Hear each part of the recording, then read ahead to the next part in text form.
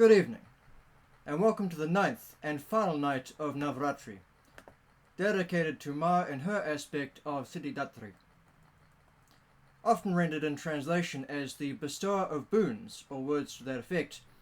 And yet, while this is indeed a reasonably direct translation of SiddhiDhatri, Siddhi meaning, amongst other things, boon, often in the sense of a god's bestowed supernatural power, Dhatri shares a root with English terms like dative and donation, the ambit of which should be immediately apparent.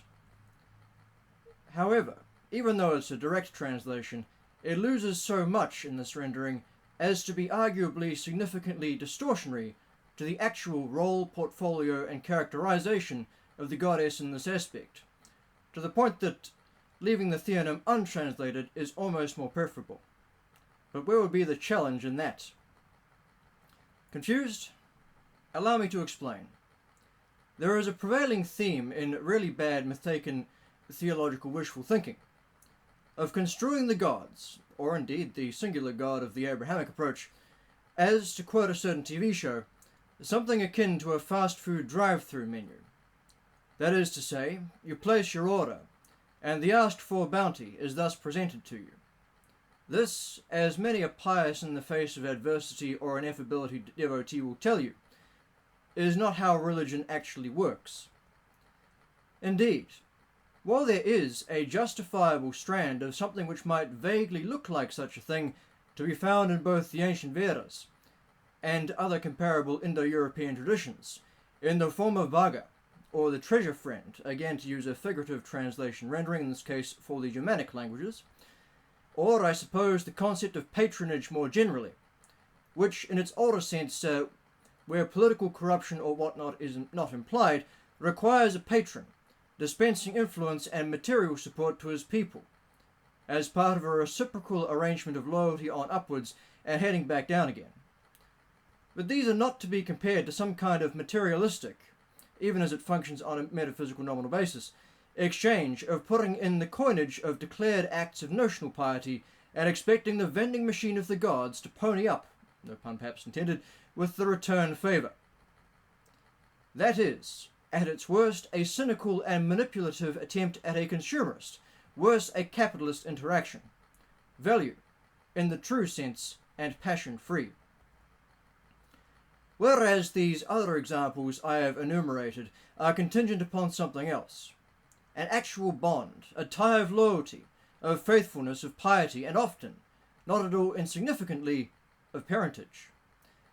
The comparison of these latter forms to the abhorrent one earlier enumerated, as if to make out that they are the same thing, can only be made by those who have not managed to appreciate the fundamental differences of kind, rather than mere degree, which exist between them.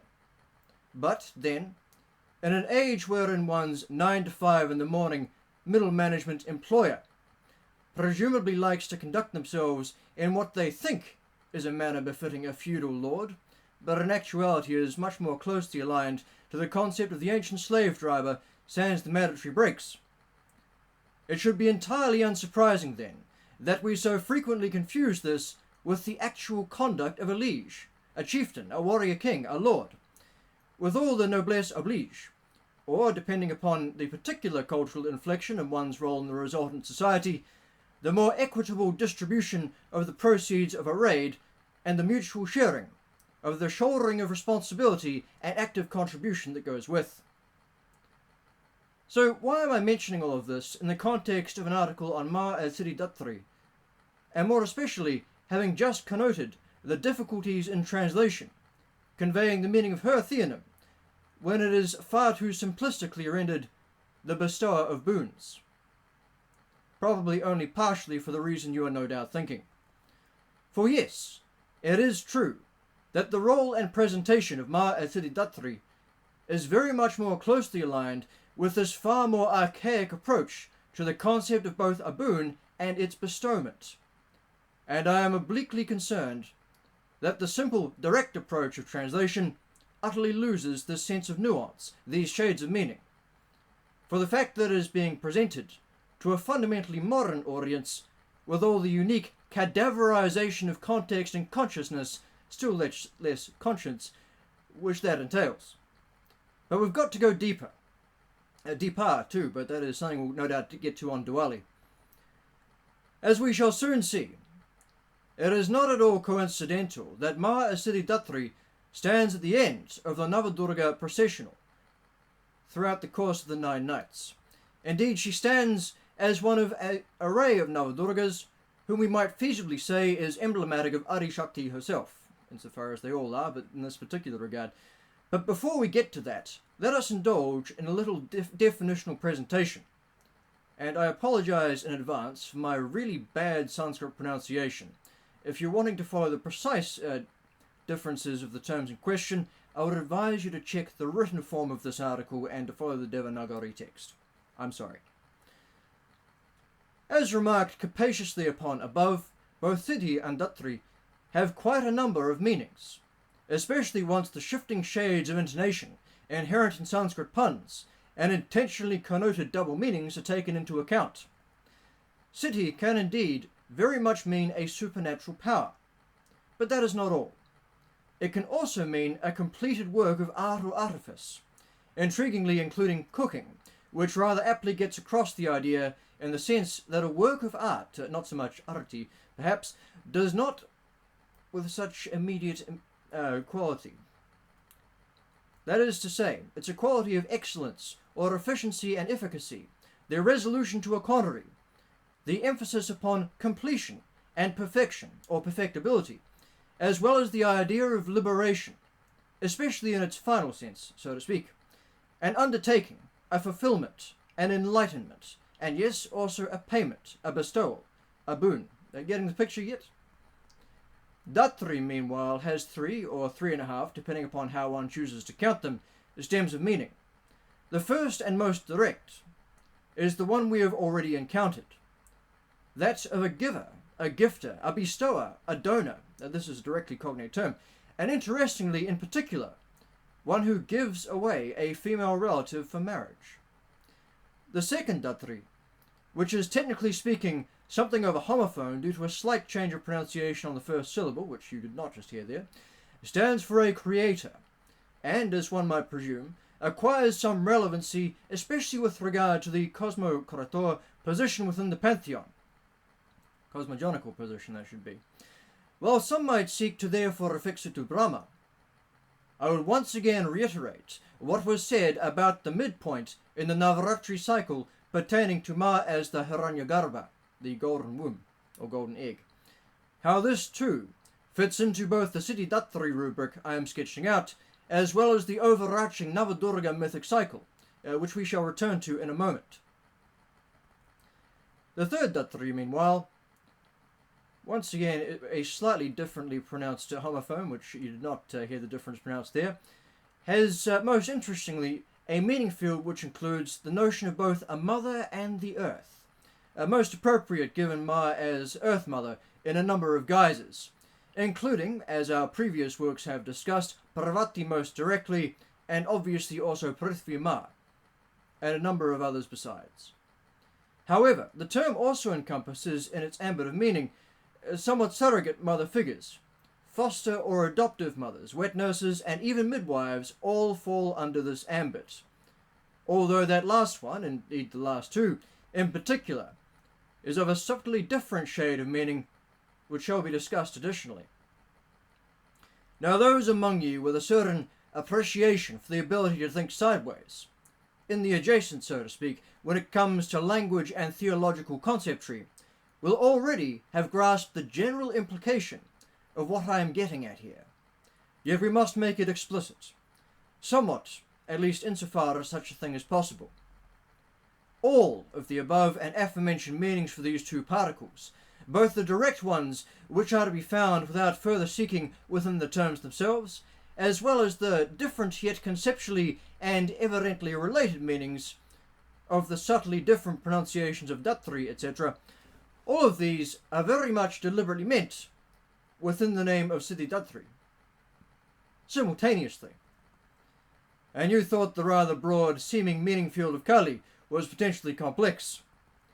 The reader can, of course, amuse and or enlighten themselves by putting back together the various English translations for the elements contained within the above paragraph, I shall not lengthen this piece too much by doing so in any great detail myself. But it is nevertheless very important to consider a few of the basic mythemes going on here. For SiddhiDhatri is clearly not just the bestower of boons, but also the bestower of perfection, the bequeather of liberation, in the sense that such is available to the perfected soul. And if you cast your mind back to that analogy of cooking I proffered earlier, it may seem a strange thing to constitute the process of sanskara, of reincarnation and progressive, building upon previous lives led, as something perhaps akin to cooking the soul. And yet, stick him back in, he ain't done yet. Does have a certain flavour that is rather useful in what we are getting across here.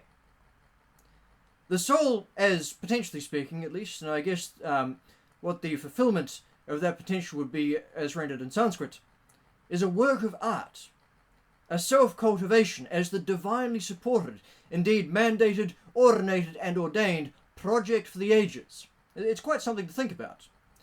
Not least because, when you look back over the course of the NavRatri processional of the NavaDurgas in their mythic cycle, we see that this is exactly what has been taking place over the span of same. For Ma as Shailaputri, or even preceding this as Satri, come to think of it, through to Ma as SiddhiDhatri. That is to say, the nascent and neophyte, somewhat daughter of the mountain, through to the mother of the earth, a beginning to a fulfillment, a seeker to the truth, and a rebirthed ember emanation, in multiple senses of the evocative nature of this term. Consider what was it that led to Lady Sati dying and reincarnating as Parvati and Lady Shailaputri. This rebirthed ember emanation, right back through transcending inferno. Recall my commentaries on a number of the divine forms in the course of these 9 nights, come to think of it, eventually, ultimately, up to Adi Parashakti indeed. Gaining powers, experience, enlightenment, and the pressurization which forms these self-same, so to speak, ashes, the carbon from which all life, and very much in the way of structures and civilization, and for that matter, many wildernesses and forest terrain in particular, the carbon we ken is ultimately made, as well as the impressions of so much art and illustration and literature upon the page or the cave wall or the forehead in the case of vibhuti markings, via which this carbon born of ashes is ultimately rendered, transfigured, and here I am perhaps emulating a Christian theological term, indeed into the diamond, the perfect form, the ultimate hardness, the ultimate cutting, the ultimate self-refracting and self-reflecting lattice work that is therefore complete in and of itself. And not at all coincidentally, one of the mighty translations of Vajra, hence and whence the Vajra of Vajrayana, and such in Buddhist post-Vedic developments upon the term, and why it is an ultimate weapon, an invincible, indestructible armour, as cf. One of the meanings behind the theonym of Bajrang Bali, Lord Hanuman. Not simply wielder of the Thunder Club, but the invincible. This Vajra refers to the flawless soul, the flawless being, against whom none in existence can ultimately stand. All of this is, ultimately in both senses, the perfection of the being, the essence, the elements and energies, indeed the universe, the soul.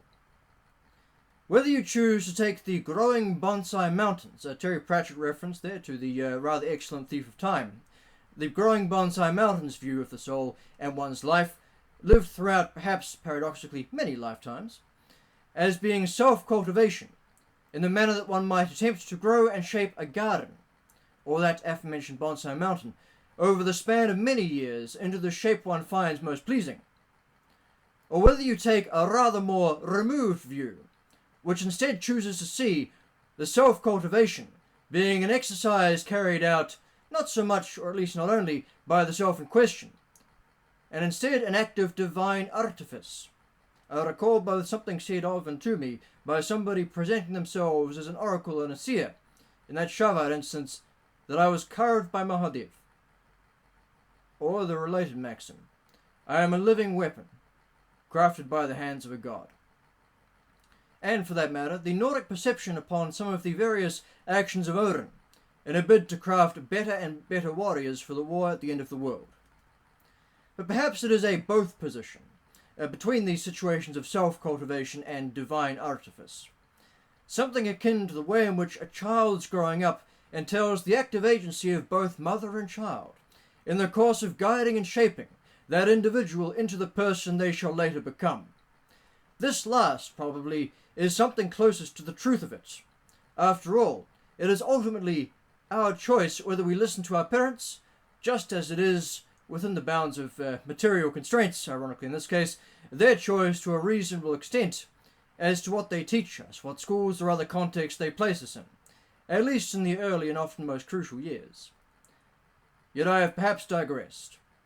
My point is that Ma as SiddhiDhatri can bestow enlightenment and guidance that will eventually lead us too to perfection, liberation, or moksha.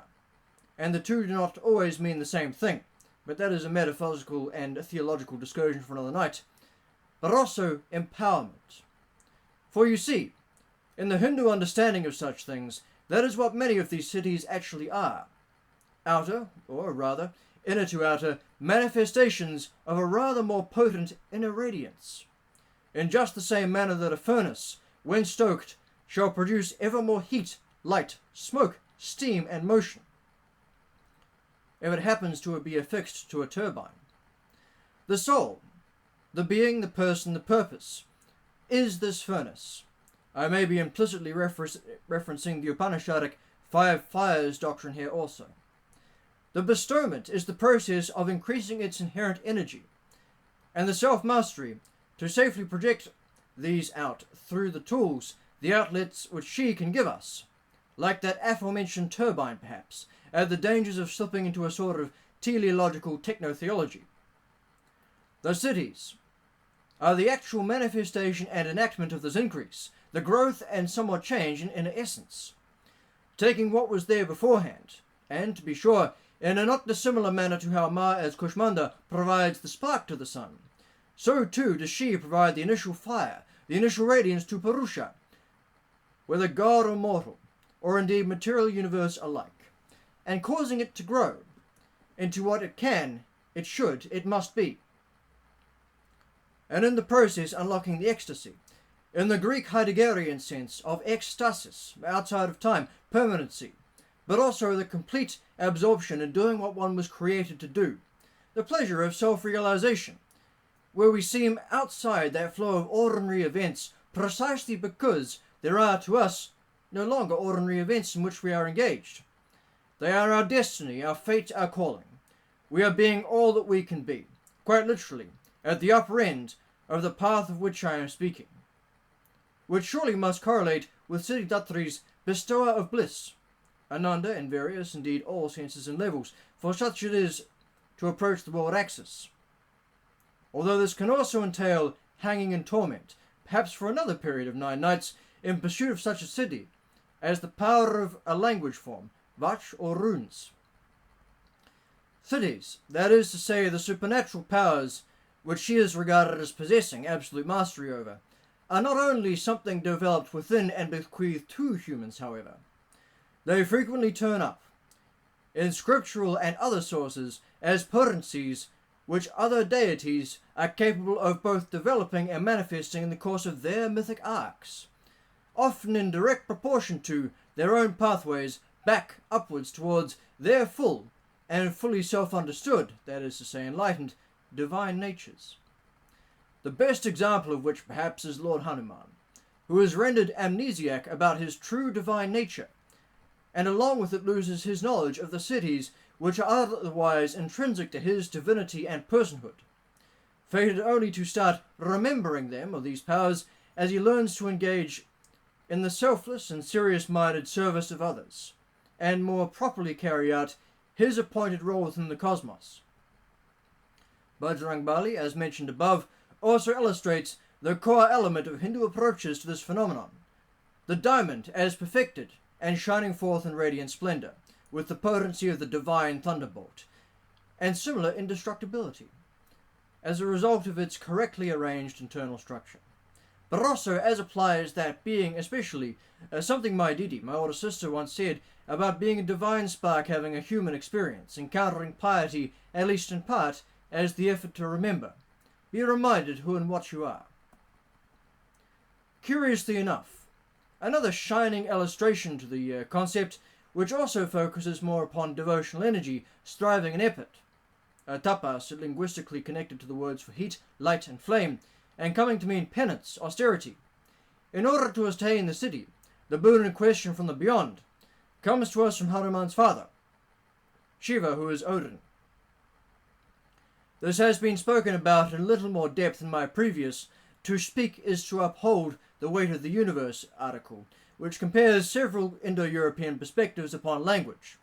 But suffice to say, it is my belief that the attainment by Odin of the runes, also the culmination of the 9 nights of tapasic conduct, carried out in a particular connection to the axis mundi, the world tree, which, as considered in quite an array of my previous work, is strongly correlated with Devi, theologically, linguistically, and other manners besides.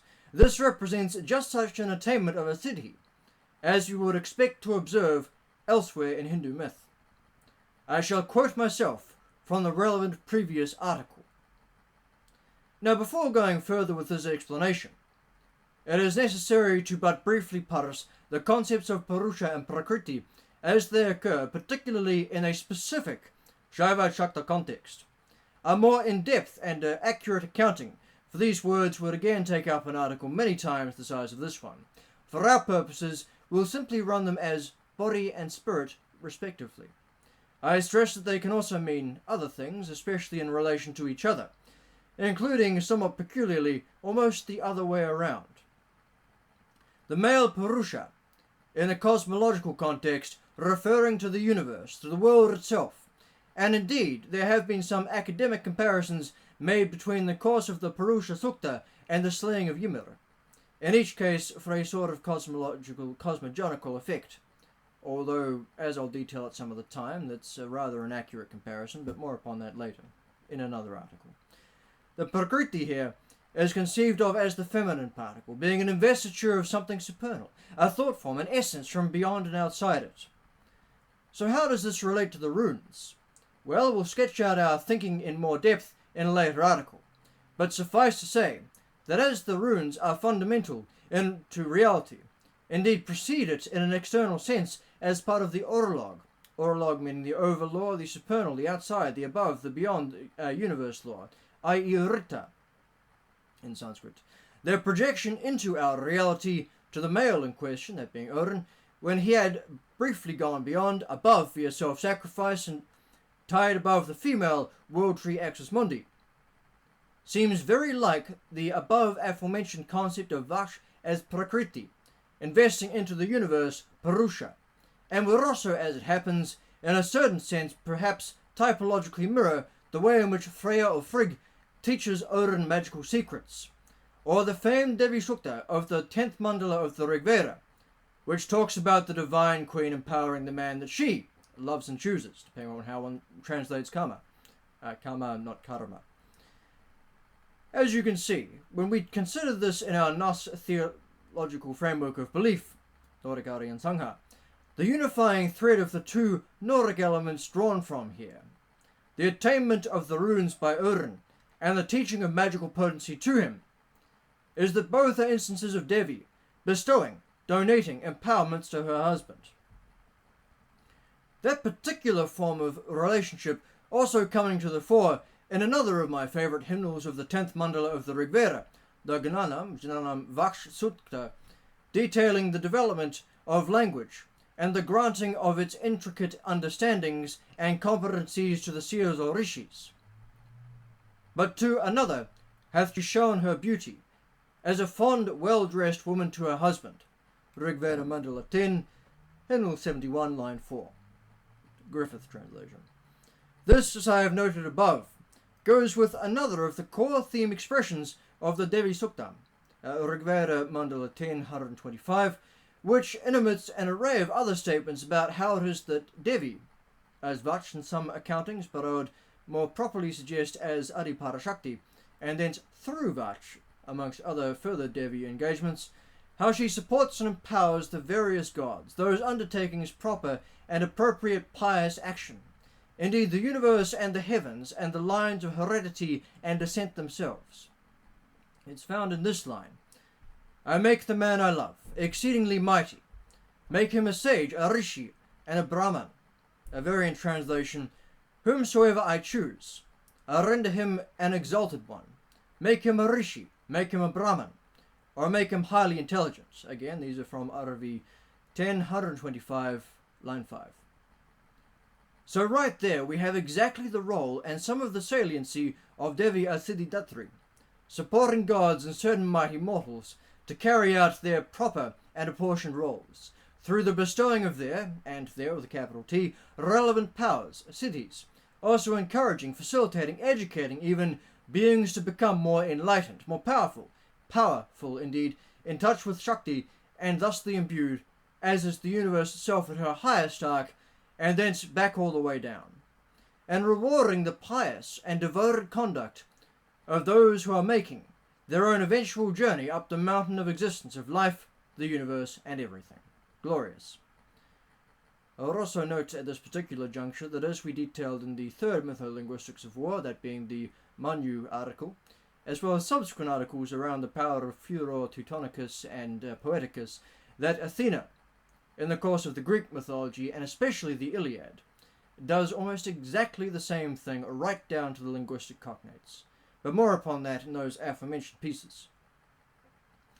But to return to one of the metaphors deployed in the course of them hymnals, and our own Nordic Aryan Sangha theological explication, we see something that is once again core and immanent to prominent Hindu perspectives around the mightiest of the gods, the Trimurti and their wives, who, per this interpretation, are granted to them by Shakti, as I hesitate to say it augments or completers of them, because that reduces the female component to just that, a component added to something which already exists, rather than the other part, which makes something into what it truly is.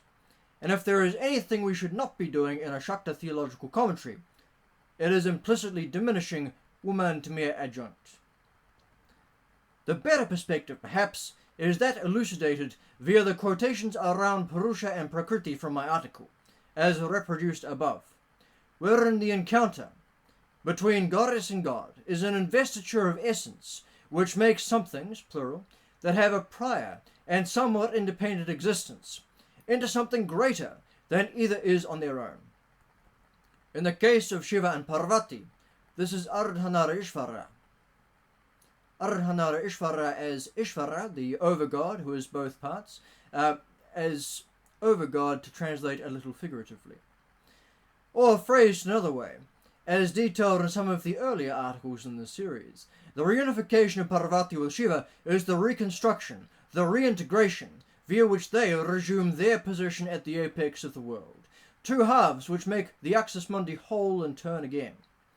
This is also what is entailed in the discussion between Brahmacharini, who, it should be remembered, is undergoing tapas, as, after a manner, Shiva had been via his austere forms of living, although he perhaps did not know that that was what he was also, through such, working his way back towards the goddess, who was also winding her way back up towards him. And Lord Shiva, wherein Shiva finally realizes, remembers, is convinced that the young aspirant standing before him is in fact his Devi, his wife, his other half. For it is also a theological debate upon the notions and natures of Prakriti and Purusha, which in a certain way helps Shiva to understand himself, to recollect himself once more. Also cf. Rigveda Mandala 10, 125, 6, coming directly after the line around making the man she loves mighty, a sage, a rishi, a brahman.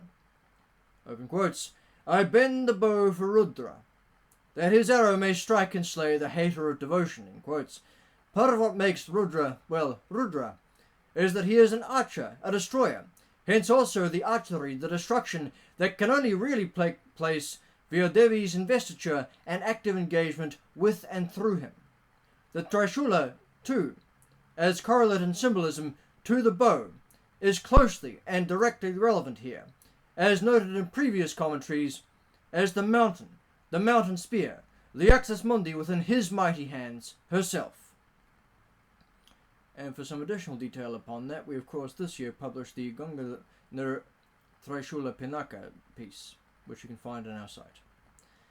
The famed sage Adi Shankara phrased it thus in the opening couplets of his Saundarya Lahari, The Waves of Beauty. I'm going to mess up the pronunciation, but we'll take a shot. Shiva Shaktaya Yuktayadi Bhavati Shakta Prabhavitum Na Siddhavam Devo Na Kalyu Kushala Sabadi Tomapi, I should say. And I apologize once again for that pronunciation. To quote it in translation, which may be more comprehensible, only if in conjunct with Shakti would Shiva earn the privilege to become overlord. Otherwise, the god is not even able to stir. Or in a variant translation, Lord Shiva only becomes able to do creation in this world along with Shakti. Without her, even an inch he cannot move. And so how can one who does not do good deeds?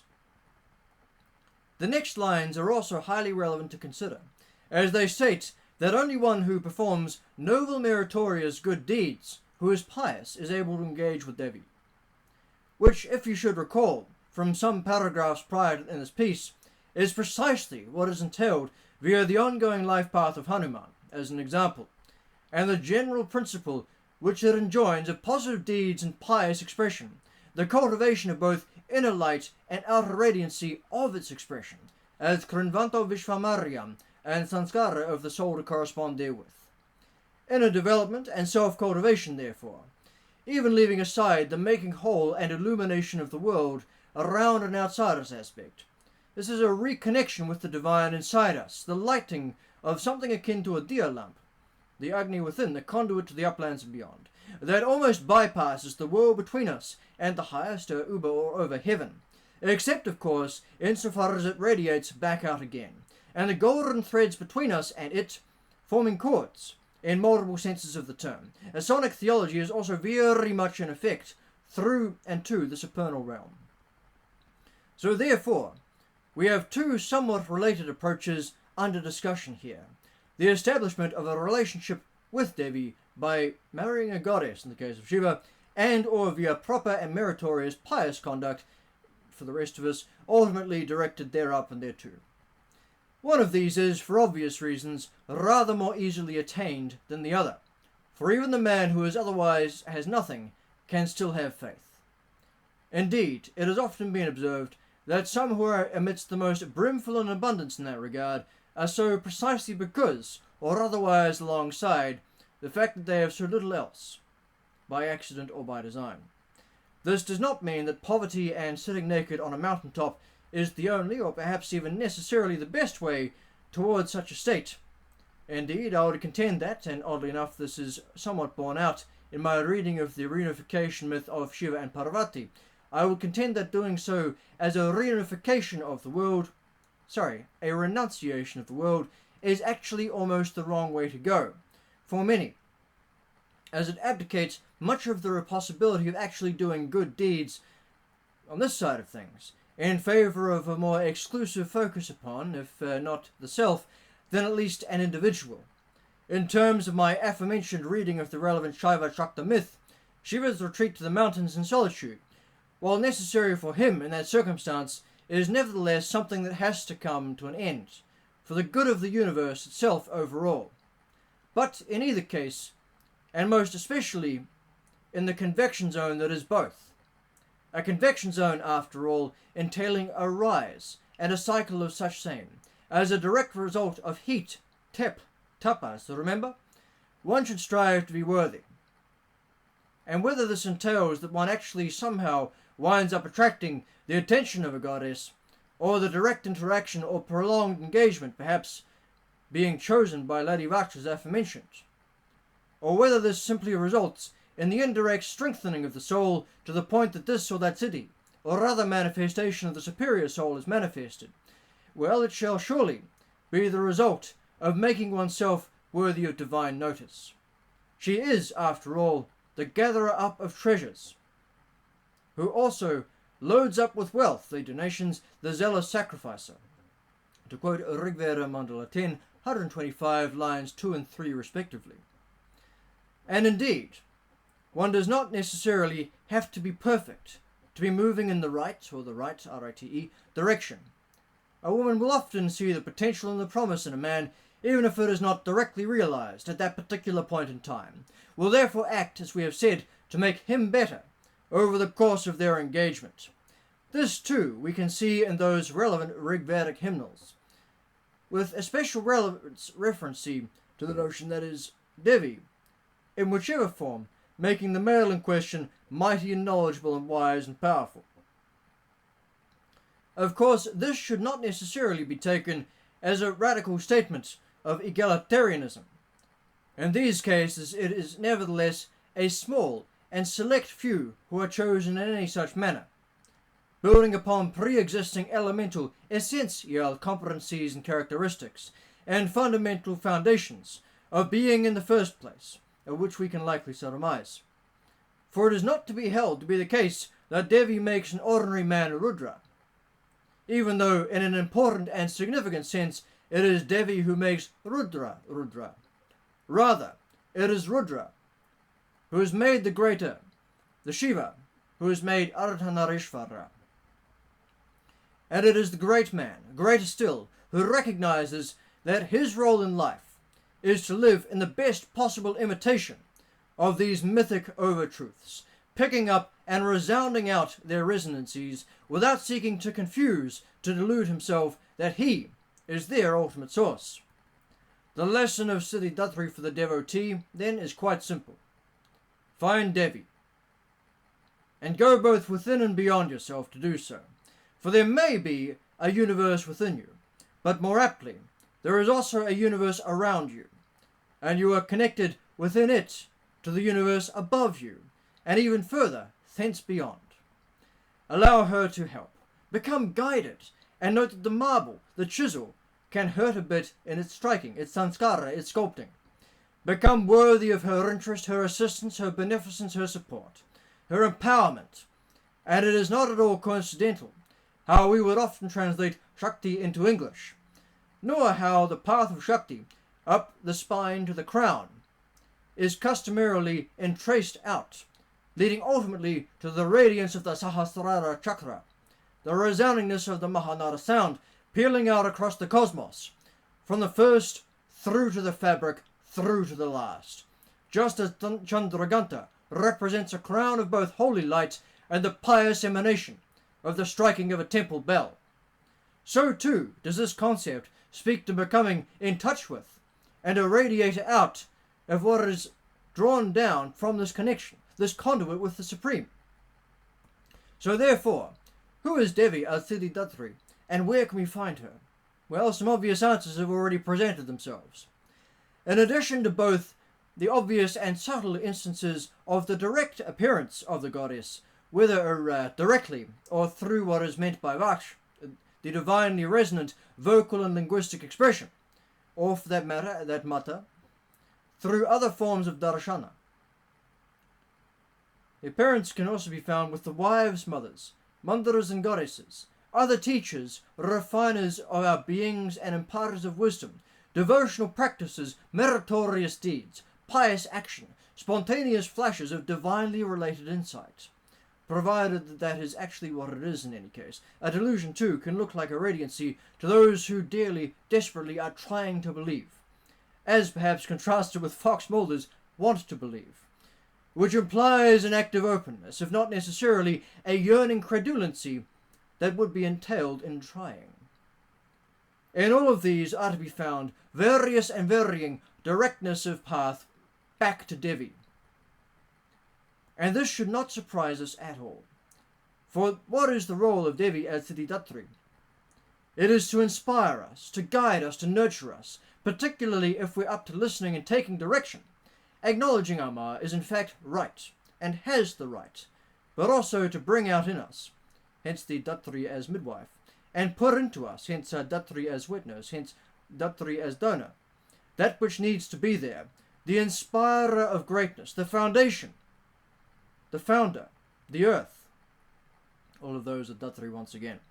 And the inceptor of the inexorable rise of the chosen to the status and faculty of a great man, a sant, a Jivan Mukta, which per this enhanced perspective is not truly one who is self-liberated any more than there can ever be such a thing as a truly self-made man, but rather one who has been blessed and empowered from above and beyond by her to reach his otherwise unparalleled and often semi-near inexplicable state and status of development. It does, of course, retain the other sense of self-liberated. As such, we should expect entailed in the axiomatic moving beyond of the limited nature of an earlier human self. SiddhiDhatri is therefore the perfect mother, insofar as she is the mother of us all, who is perfection, and also she is the mother, the foster mother, Zamoroso, to the devotee. For we also have our birth mothers to acknowledge and regard. And the greatest act of piety, indeed, is doing so. For who is perfect for and to us, her devotees, her adopted children? She is Hiranyagarbha, the perfect golden creator. And even afore she, as Mahakali, brings about the end to it all, she also oversees and guides our pathways, our pati ways, upwards, towards, as does any nurturing mother, maturity, the superior state, the more full realization, which is who and how we are supposed to be. In terms of the Siddhis themselves, it is at the continuance of what was said in last night's Mahagauri piece, that just as white light contains within it all the other colours, and just as Mahagauri shows that she has the self-knowledge and self-mastery to bring out the relevant facing as and when necessary with reference to herself, so therefore is SiddhiDhatri the furtherance of this, the perfection of it, you might even say. For here not only are all the Siddhis to be found, but they are so completely mastered, including also as embodiments, qualities and emanations or projections, the investments of her, as to be impartible out to others, at will, indeed as will. This too is somewhat figurative rendering for Prakriti. For she has power over the Siddhis of understanding, piety, enlightenment and knowledge. For she is understanding, enlightenment, piety and knowledge, especially self-knowledge, self-realization. For she is your master and ultimate architect, the author, artist of our being and becoming. Indeed, building from both the Rigvedic hymnal cited above, she is both the means of communication and examination and realization, and the means via which the results of all of the above are actually incorporated into ourselves, our beings, our perceptions of the world, and therefore our worlds, which are thusly also reshaped via what we put back out into them again in turn. The convection zone, as previously noted, is also a cycle. She has power over the Siddhis of the material, those of growing, changing, shrinking, shrouding, seeing in addition to perceiving, increasing or eschewing entirely the density of altering the perception, the position I should say, altering the position within space or even time of one's being. For she is the tapestry and fabric of the universe, and so much more beyond, all permeating as well, Mahamaya, and therefore in ultimate command and control of all that might transpire within her domain. Indeed, she has the power over the Siddhis of command, control, and conquest, for she is command, control, and conquest itself. Cf. Rigveda Mandala 10, 125, line 6, amidst many other sources. It is often said for some reason that those who can do, and those who can't teach. This is a ridiculous axiom. As well it does encode the possibility for one who is no longer in a position to do, or Hindu perhaps, to nevertheless still be in a position to guide, to pass on, to impart important wisdom, and learned experience as to how to do, to those who are about to, i.e. to teach.